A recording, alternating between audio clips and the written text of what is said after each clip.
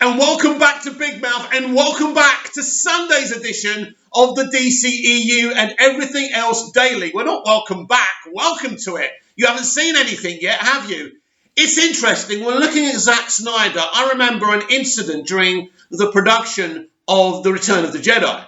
So a few of the people were going up to George, badgering him. It's a rubbish title, George, it's a rubbish title. You should call it Revenge of the Jedi. So George came back and said, yeah, all right. And then after they finished producing and shooting, George says, listen, it's going to go back to Return of the Jedi because ultimately the Jedi don't look for revenge. And I think this is the very same thing with Zack Snyder. Zack Snyder is a peaceful, well-natured man who had a really, really bad thing happen to him via how he was treated by the old regime of Warner Brothers and the tragic loss of his own daughter. You know, imagine that. Imagine going through all of that. Now, nothing can be worse than losing a child, right? Nothing.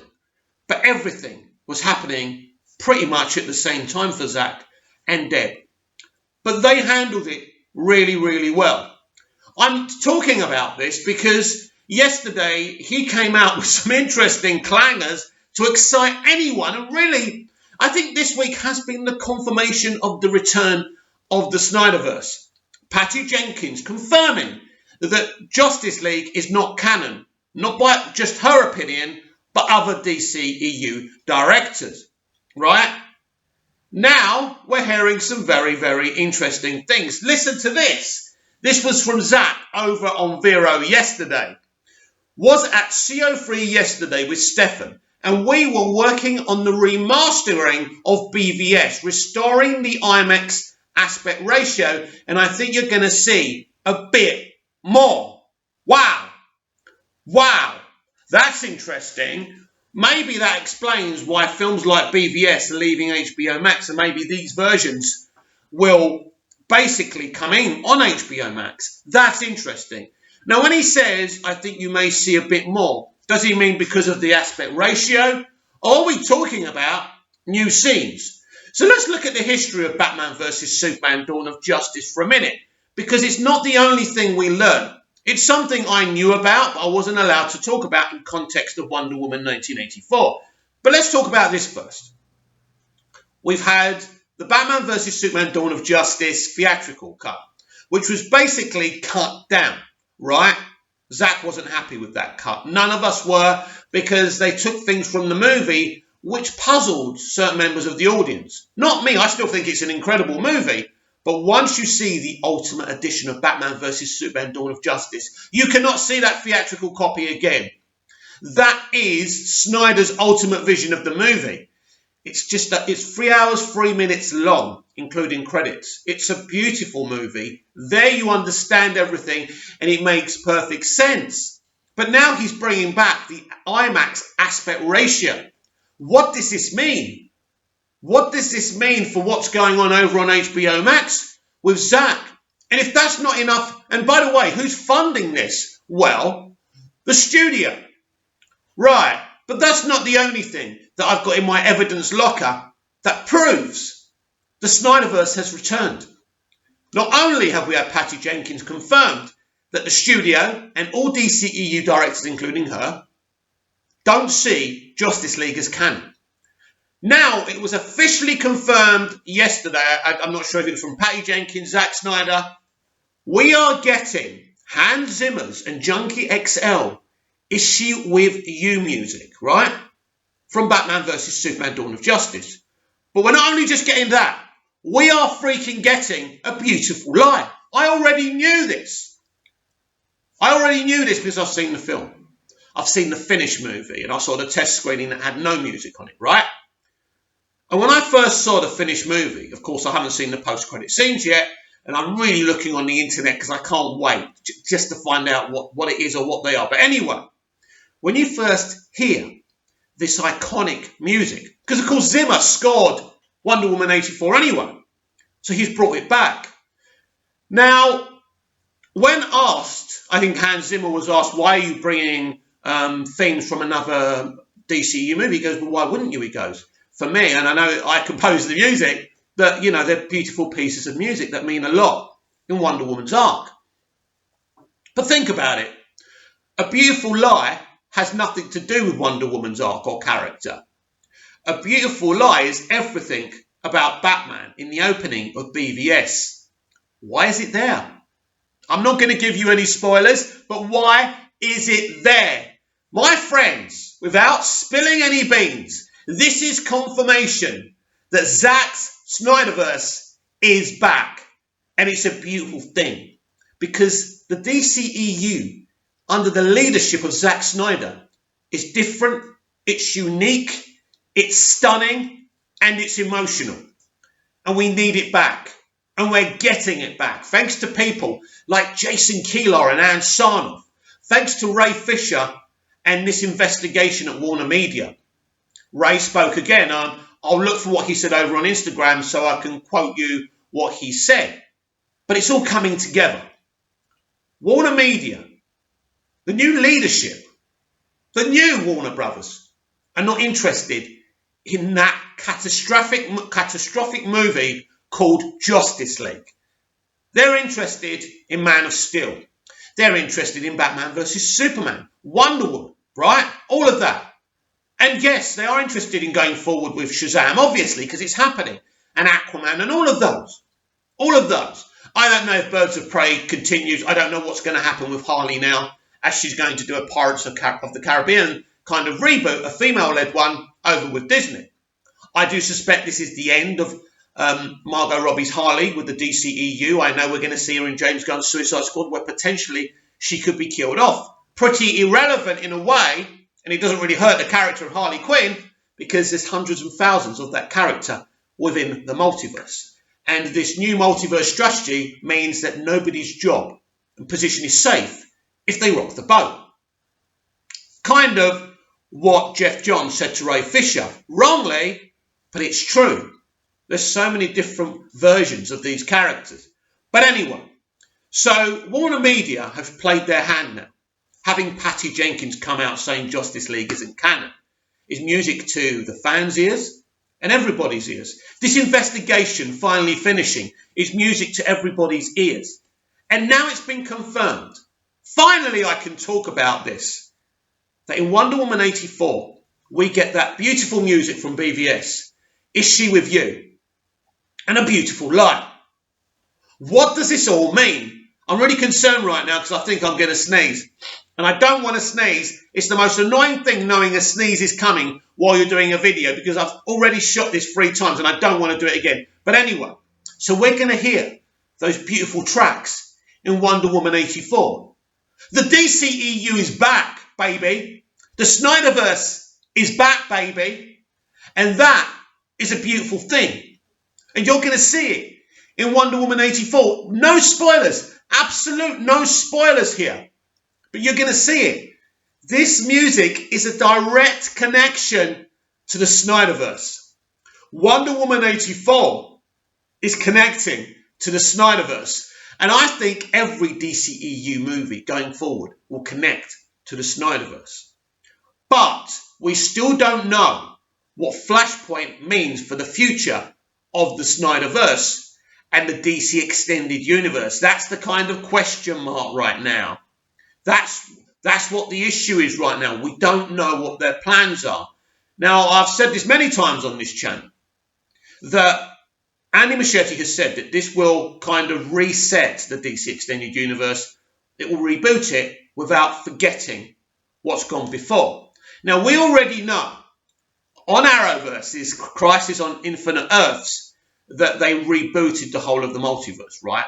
And many of those characters think that there's not multiple Earths anymore. Of course there is. So they've been reset.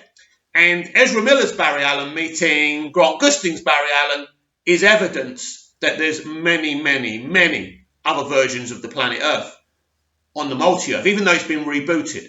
So then we have to ask, where's that timeline now? When is that happening? When does that actually affect the DC Extended Universe movies? When does that affect the Snyderverse? This is a big plan. It has to be cohesive. It has to line up together or it doesn't work. So I'm thinking this will be aligned. Crisis, Arrowverse's Crisis on Infinite Earths. The timeline of that, when that happens, has to be the Flashpoint movie. It's all going to be connected into that one event, which means Grant Gustin and many people from Arrowverse will be on Flashpoint. Keaton's Batman, we know. Ben Affleck's Batman, we already know. Definitely the rest of the DC Extended Universe Justice League as well, and other versions that are nothing to do with the Snyderverse or the DC Extended Universe. You know, people from the past. We're going to see a lot of cameos in this film. But Keaton's role is a big role, as we've already discussed. So this is massive. But basically, I'm getting away from my very, very point and my very, very subject. The Snyderverse is back. And everything that's transpired this week, you know, the return of the BVS IMAX aspect ratio, the 2 tracks from BVS, from Zimmer and Junkie XL, are back. They're back. They're going to be in Wonder Woman 84. This is confirmation that Zack Snyder's verse, that his leadership within the DC Extended Universe is there. So what does this mean for films like Shazam? Well, it's going to be very, very interesting. Is Zack Snyder back in charge of this thing? Or is he correct in saying his DC Extended Universe is now an Elseworld, and that's what it's going to become after the Flashpoint movie? So this has all got to work out. So I think we've got to wait till the Flashpoint movie where everything changes.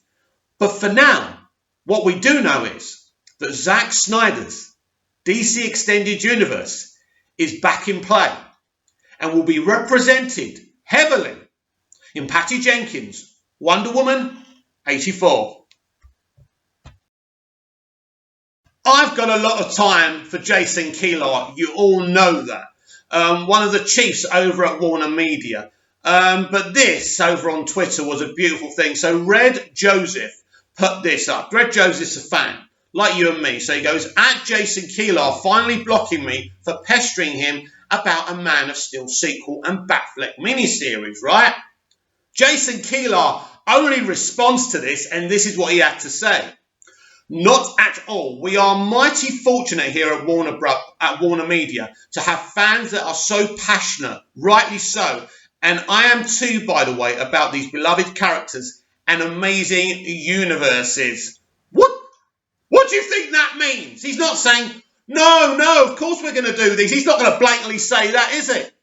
But he's responding to someone saying, posting up a GIF and saying, Jason Keeler blocking me after me repeatedly asking for Man of Steel 2 and a Batfleck series. And he comes in and he says, no, not at all. We are mighty fortunate here at Warner Media to have fans that are so passionate, rightly so. And I am too, by the way, about these beloved characters and amazing universes. So that tells you we're listening. We are listening to you here at Warner Media. Can you imagine Bob Iger? And is it Bob Chapek, who now runs Disney, coming on Twitter and responding to a Star Wars fan? No. Now, at the Investor Day, they gave the fans some great, exciting announcements, and that's great. And I'm not denying that. But this is someone responding to a fan. This is a really good guy, by the way. And his CV is so impressive, as is Ann Sarnoff's. But when you get people like this saying, we appreciate your passion, and rightly so. And by the way, I share your passion. And by the way, it doesn't matter if he's a DC fan or a Warner Brothers fan. For real, although he keeps on showing us pictures of the Warner Brothers lot, which is awesome, it's clear that this guy is pretty excited to be in his job. But by responding to this, it says that there will be a Man of Steel 2 sequel, that there will be a Batfleck series. Otherwise, why respond? But it was a beautiful moment over on Twitter, not just for that fan, but for every DC Extended Universe supporter. Yes, we have a very exciting Black Adam update from Dwayne "The Rock" Johnson. This is from The Direct. Black Adam, Dwayne "The Rock" Johnson shares photo from DC training, confirms coming production. DC fans welcomed in a new super-powered hero with the release of Shazam in 2019. This is our first look at a character with similar strength and ability to Superman, but who happens to be a 12-year-old kid. This time, another Superman-like being is taking to the big screen, but he is no child. Dwayne "The Rock" Johnson finally confirmed he will take on the supervillain role in October of 2019. He had been rumoured to play the character for years, and while initial reports said Black Adam would appear in Shazam, Warner Brothers and DC decided Billy Batson's arch nemesis deserved a film of his own. So what's all this about? This is King's letter saying on Twitter, "I was so excited for The Rock to play Black Adam that I sculpted him as a character." Oh, wow. And The Rock responded to this. I don't know how old this is. "Very cool, man. Thank you. Amazing detail. This project has been with me for over 10 years. Very passionate about Black Adam, The Rock is." Unfortunately, after initially being set to release on December 22nd, 2021, Black Adam's release date is now indefinitely delayed. The production of the film has also been delayed due to the worldwide pandemic, but now it looks like the wheels are finally starting to move again on this much anticipated project. The Rock posted to Instagram to announce that he's back to training for Black Adam and that production is set to begin in the spring of next year. Not too far away, is it? Once again, Johnson's reminds that the hierarchy of power in the DC universe is about to change. Phase 2, training for Black Adam. The hierarchy of power in the DC universe is about to change. Shouts to my longtime strength and conditioning coach, Dave Rienzi, for ever-evolving strategic roadmap to success for this film and character month by month, week by week, day by day. 277 pounds of mean and nasty Black Adam, DC Universe. Production kicks off spring 2021. So that's around Easter time, is it March or April? So that is very, very exciting, and I'm well happy about that. Simply, it is finally happening. This has been one of the most teased, rumoured, anticipated projects ever in the history of The Rock or DC films. It is looking all the more likely that Black Adam will release in theatres sometime in late 2022, where it will also premiere on HBO Max is yet to be determined. Yeah, sore subject, right? This character entering the current DCEU has the potential to make a huge ripple effect across the universe, with Shazam! Fury of the Gods currently set to release on November the 4th, 2022. That's so far away, isn't it? Actually, I heard it was 2023 this film was coming out. Anyway, many fans are speculating that this is where we see these two heavyweights go mano a mano for the first time on screen. The question many are asking is if he fights Shazam in the later film, who will Black Adam be battling in his own movie? Could we see more of another version of this character rather than a purely sinister one that is more comic book accurate? As The Rock has one of the biggest personalities in Hollywood, we know this won't be the most serious film ever brought to the big screen. That's bollocks. That's bollocks. There'll be gags and stuff, but this is a serious film. Of course it is. The Rock said it's a serious film. What are you talking about? Many predict that the reason that they're giving Black Adam his own film is that it is starring The Rock, of course, and that is will cover the DC character origins in the comics. His story begins in Egypt during 1200 BC, so we could see thousands of years pass during this film that gives us a full scope of what this character is really about. And you just said it was going to be a sitcom. Why would it be a sitcom? This storyline could also benefit the filmmakers as they would have seemingly endless time periods to choose from. Basically, it's very exciting. That's all you need to know. This is going to be an epic, serious film with kind of the Legion of Superheroes in it, or the JSA, sorry, the Justice Society of America. We're going to have these lots of classic characters from that team. Black Adam's in it, Hawkman, Hawkgirl, maybe, probably, don't know, but hopefully. So this is a massive, exciting project, and I'm so happy that The Rock is bigging it up. So spring 2021, production starts, and I think sooner rather than later we should find out the revised release date for theatres and maybe HBO Max at the same time. Could this film actually come earlier than we think? Unlikely, because they're starting in spring, probably about April. So when is it coming? Can this film hit in December of 2021, although they've taken that date down indefinitely? Is that possible? I can't see it. So you are probably looking at maybe another Christmas movie, maybe, of 2022, maybe. We'll have to wait and see. Remember, you can follow me on Twitter and tag me at Movies TV Mag with any photos, video suggestions, article suggestions, and video suggestions. Scott Edwards has sent me this picture of the Arrowverse Justice League standing together, and he's made quite a few points, so let's give them a read. Movies TV Mad, I'm requesting you show this picture on tomorrow's DCEU Daily and kind of talk about this moment from Crisis on Infinite Earths. The official founding of the Arrowverse Justice League is no doubt my favourite Arrowverse moment. I wouldn't say it's my favourite Arrowverse moment. I think that comes from season 1 of Arrow. The darker, grittier Arrowverse I really liked. And it comes from the revelation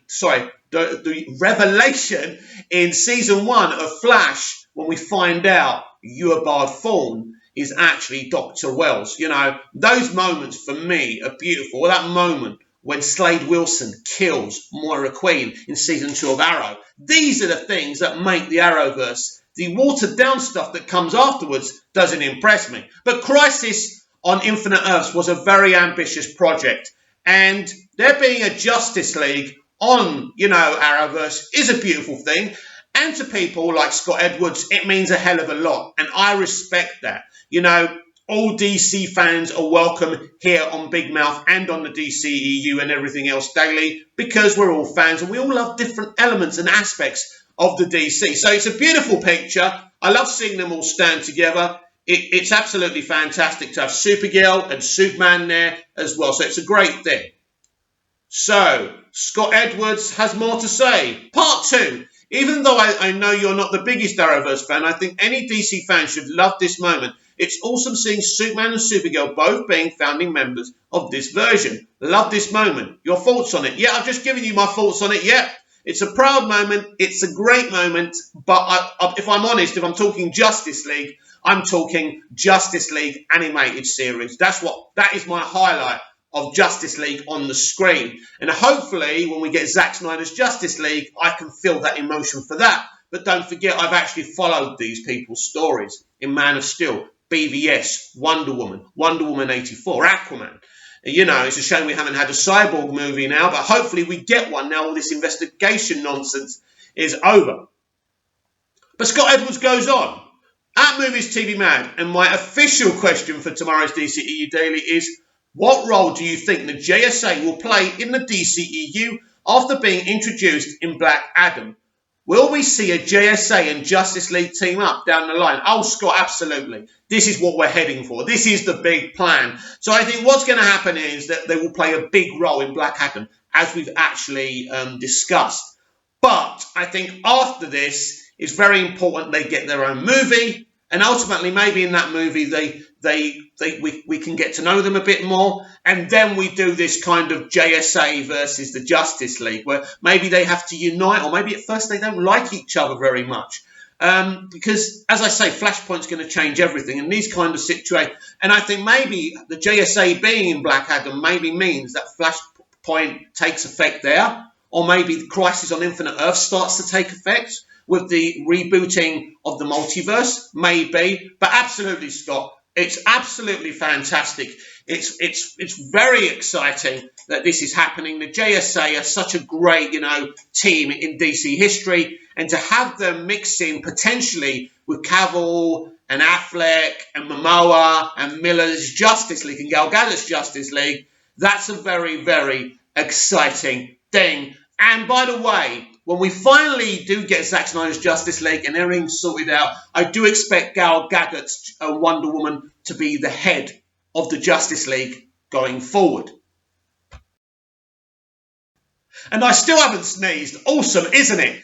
Anyway, now it's the part of today's DCEU Everything Else Daily where we talk about everything else. So Star Wars Rogue Squadron is an original story, won't adapt books or games. Director Patty Jenkins says that the Star Wars Rogue Squadron movie will be entirely original, while still honouring past Rogue Squadron. This is by Deandra Ross. Disney revealed that Wonder Woman 1984 director Patty Jenkins will be helming Star Wars Rogue Squadron movie that follows a group of fighter pilots, and it will not be an adaptation of any books or games during Disney Investor Day.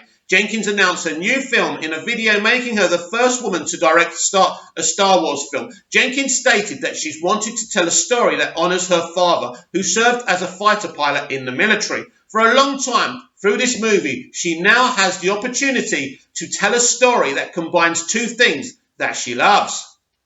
There have been several other Star Wars properties that follow groups of fighter pilots. The first Rogue Squadron video game focused on Luke Skywalker and pilot Wedge Antilles as they carried out missions to aid the Rebel Alliance. The subsequent sequels allow players to fight in battles that took place during the original trilogy.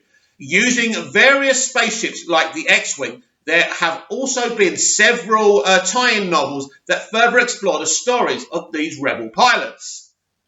In an interview with IGN, Jenkins said her Rogue Squadron film will take inspiration from pre-existing Rogue Squadron stories, but the plot will be wholly original, she said.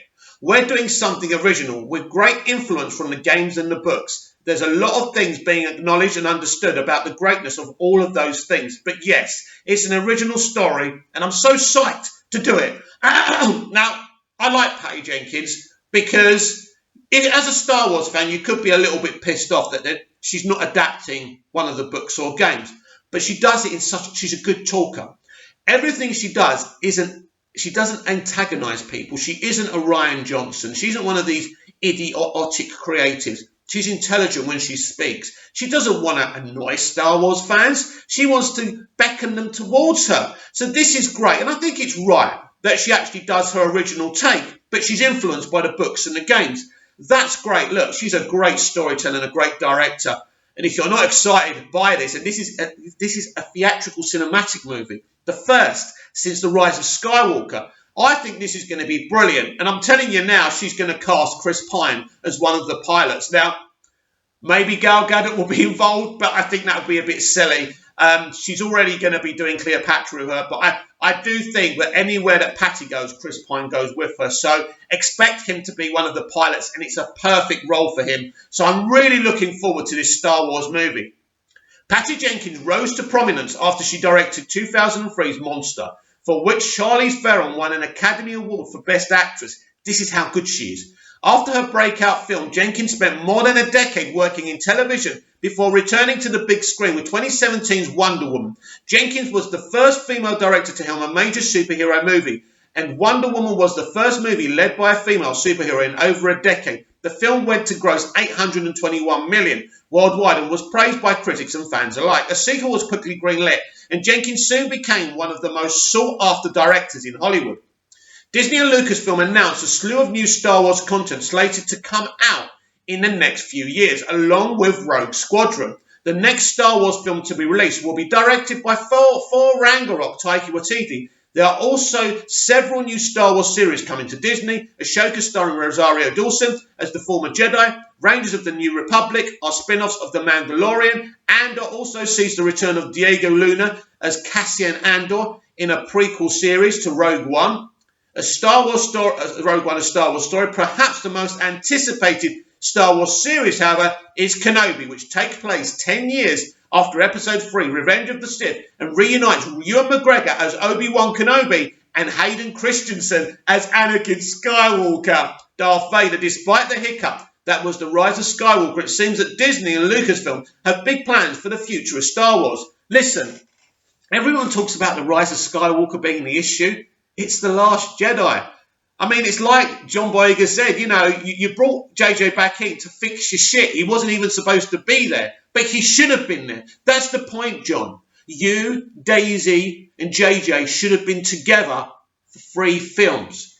He set up some great questions and themes and narratives in The Force Awakens, and we wanted that to continue in The Last Jedi, or whatever JJ originally was going to call that film. And then he would have been there for The Rise of Skywalker anyway. It would have been a cohesive sequel trilogy, and it would have worked. I still think it's dumb that Iger stabbed George Lucas in the back and didn't use his sequel trilogy or some of the ideas. And they were scared because the mentality before The Force Awakens was that George Lucas, basically, fans were seeing him as a problem and were saying they didn't want him involved in the sequel trilogy. It's crazy when you look at what he's done since the prequels. bringing in Dave Filoni, which was his Padawan, creative in a way. Clone Wars, Star Wars Rebels, and what Dave and Jon Favreau are doing with The Mandalorian. And George is involved. They're listening to George. They're using George as an advisor, as they will in Ahsoka and the other series, which is kind of part of The Mandalorian kind of subtext. Not using the creator, the only one who really understands Star Wars while he's still alive, is nuts. And now they're getting it. And I agree. Ever since that sequel trilogy hiccup, because really the whole thing's a hiccup, although I think The Force Awakens is okay. And I think Rise of Skywalker is kind of okay. Does have some issues there, but I still think it's okay. But I think they can move on from this. Now, the question is, what do they do about the sequel trilogy? Because they're just keeping away from it. They're kind of dealing with before that kind of era. Now, will they do what people like Doomcock are suggesting? Now, I wouldn't normally take Doomcock seriously. I do watch his channels. I do subscribe. I do watch his videos. I do subscribe to his channel. But I do it for a laugh. The man amuses me. And he speaks a little bit of sense now and again. But I do believe there could be some truth to it. I do believe that maybe, as we've seen in Ahsoka, and we've seen in that poster, maybe she gains the ability to move through time and space. So maybe this is a kind of flashpoint for Star Wars, and maybe they will delete the sequel trilogy or rewrite elements of it. I think it's important, because I do think Mark Hamill's Luke Skywalker needs a better swan song than he got in The Last Jedi and The Rise of Skywalker. He deserves better. He needs to go off. And I think Han Solo got a better farewell than Luke Skywalker did.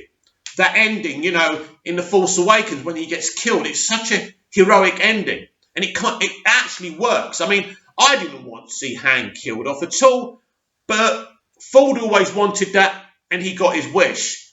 So I think we are heading in a more exciting direction. And Patty Jenkins and Taika Waititi doing straight-to-theatre movies is something to really look forward to. Matt Smith's career since leaving Doctor Who has been interesting. He's done really well for himself as Prince Philip in The Crown. But look what they did to him in Terminator Genesis. We barely saw him. And he was supposed to be in Star Wars The Rise of Skywalker. Really exciting. Rumoured to be a young Palpatine or somebody else. We never saw him. Matt Smith is a tremendous guy and a tremendous actor and deserves better. And, I think he should have stayed as the Doctor for longer. But his Doctor Who was sensational. And so it's really exciting now that he's looking forward to riding dragons in the Game of Thrones prequels. Matt Smith hints in an interview that his character, Damian Targaryen, will ride dragons in the Game of Thrones prequel, House of the Dragon, by Roxy Pell. Matt Smith reveals he's looking forward to riding dragons in the upcoming Game of Thrones prequel, House of the Dragon. The 10-episode series is based on George R.R. Martin's novel Fire and Blood, which delves into the history of Game of Thrones House Targaryen. Game of Thrones concluded its explosive 8-season run in May 2019. Daenerys Targaryen, Emilia Clarke, is one of the top competitors for the Iron Throne on Game of Thrones, up until the series' controversial ending. She takes her claim to power on the basis of birthright, despite the princess' fraught relationship with the royal family that sold her out. She believes that her Targaryen blood makes her the rightful heir to the highest seat in Westeros. Dany gains support for her cause when she miraculously emerges from a fire having hatched 3 dragon eggs, which she trains and raises as if they were her children. House Targaryen is said to have a special connection to the creatures. History tells that Aegon Targaryen conquered the 7 kingdoms with their help, and they appear on the family crest. During a recent Q&A with GalaxyCon.House of Dragon cast member Matt Smith alluded to the possibility that his character will ride dragons in the prequel. Although Smith doesn't definitely reveal in the interview whether or not he'll be mounting any airborne reptiles, the actor seems to know a bit more than he's letting on. Based on his coy delivery, viewers can probably expect to see Smith on Dragonback sometime during the course of the series. Smith may be an award-winning Emmy-nominated actor, but something about this performance just isn't all that Sorry, yeah, but something about this performance just isn't all that believable. Yeah, he's pretending he doesn't know much, and that's what they're trying to say. They're not trying to say he's not a good actor. Without saying too much, I'm looking forward to riding a few dragons if I get to. I mean, I don't know. Who knows? Yeah, maybe he's spilled the beans. He's done a bit of a Tom Holland here, hasn't he? Hilarious. Magic lizards aside, Smith says he's excited for the opportunity to become part of the Game of Thrones legacy and join what's shaping up to be a great cast. Smith's casting was just announced. The Doctor Who and the Crown actors will play he'll play Prince Daemon Targaryen, King Viserys' younger brother. Daemon is a skilled warrior and second heir to the Targaryen throne after the Viserys, who will be played by Paddy Considine, the outsider. Olivia Cook, Ready Player One, and Emma Darcy, Truth Seekers, were also announced as cast members yesterday, along with Smith. Cook as Alicent Hightower, the daughter of the Hand of the King, and Darcy as Princess Rhaenyra Targaryen. I think I've said that right. If I haven't, don't sue me. Considering the title of the show, it's safe to expect HBO will deliver on the Chekhov's dragon. It promises with more than a little reptilian action. HBO recently revealed the House of the Dragon's first concept art for its dragon, so we know the formidable beast will at least appear on the show and likely play a central role. As for Smith, it makes sense that his character, a great warrior for his family, would have used for them in battle. HBO specifically says that Daemon possesses the true blood of the dragon. All Targaryens technically do, but like Dany, Daemon may have a particular connection to them. Great article, very descriptive, and I'm very excited. And when we look at the streaming war between HBO Max, Warner Media and Disney, this is one of the ones, this is kind of the IP that HBO Max really need desperately. And, you know, ever since Game of Thrones finished in 2018, 2019, or whenever it was, you know, they've been looking at all these different prequels and spin-offs to do, and they've been bidding them all, and this is the one that stayed while the discussions took place. So Game of Thrones is very, very important. I also believe it's time for Warner Media to start thinking about developing Game of Thrones movies. I think that would be amazing. I really do. So yeah, really excited for this. Bring it on. But we want to see more and more, you know, Game of Thrones content, especially how, let's just say how Game of Thrones' final season finished. It was unsatisfactory. It was rushed, and we all know what happened there, and there's no point going over it. But they need a win, and they need to give us as much Game of Thrones content as they possibly can. And again, if this was Disney, they'd be doing exactly that. And finally, on today's DCEU and everything else daily, let's talk about Doctor Who, because I'm a massive Doctor Who fan. And we know the Timeless Children reveal really upset a lot of Doctor Who fans. I find the arc and the story kind of interesting, but here's my fear. I fear he's never going to touch it again. I remember Jo Martin's Doctor saying, you know, why does this have to define you? You know, when she's in the Matrix, you know, before she breaks out. And, you know, it seems to me that what Chibnall's trying to say there is we're just never going to touch this again. So then you ask, what was the point? What was the point in Jo Martin's Doctor's reveal? Are we ever going to see her again? And as I say, what's going to happen with the Timeless Child arc? Is that it now? Has he shown us that basically the Doctor is from a different planet, that they used and abused her? Basically, they used her DNA to create the Time Lord Society, and that's that. But the problem with this storyline is, not that I hate it, but it contradicts so much. It doesn't make sense. I was watching a clip from Peter Capaldi's final episode when he first sees the first Doctor, right? And he says, oh my God, this is where it first began. The first time we regenerated. How can you, Chris Chibnall, explain this to me? That I've got a recent episode of Doctor Who where we're told again that when William Hartnell becomes Patrick Troughton, that's the first regeneration. How? Even Moffat at that time had no idea. This was Moffat's last episode.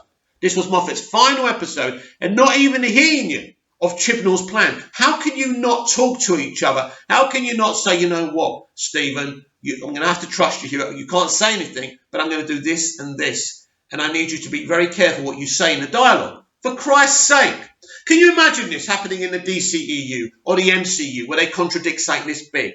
No. So if you're going to do this, but even if you don't mention it, right, in Peter Capaldi's and Stephen Moffat's final Doctor Who episode, which is great, by the way, you're still contradicting everything in the history. You've got to explain it now. Now, that's easy in a way, because Chris Chibnall can turn around and say, well, Mick, actually, they don't know who they are. They actually think that's their first regeneration. Their minds have been wiped, so they don't know. And that's fair enough. So I can accept that side of it. And as I say, if he keeps on going with this arc, I'm happy, because I want to see what he's going to do with it. But if he actually just leaves it and never mentions it again, and he's already talking about it in the Doctor Who magazine, about the Doctor, she's going around saving planets and having adventures again, probably just with Yaz, which, by the way, is a massive problem, especially if they go down this romance element. I am absolutely concerned, but we'll see what happens there. But if he doesn't deal with the Timeless Child arc ever again, and we have a problem in Doctor Who fandom that the only people that we have to watch on YouTube are Who-tubers. Who-tubers are not very good. They're not very good people. They're yes men, they're yes women. They just care about getting loads of views, making money, and they won't rock the boat. And obviously they want their access from BBC America. So there's no one honest right now talking about Doctor Who. And that's really disappointing. Well, that's it for today's DCEU and Everything Else Daily. I hope you've enjoyed yourself. Please comment down below on anything I've discussed today. Please make suggestions for future videos, future topics, and I'll be back tomorrow with even more DCEU and Everything Else Daily. See you again soon.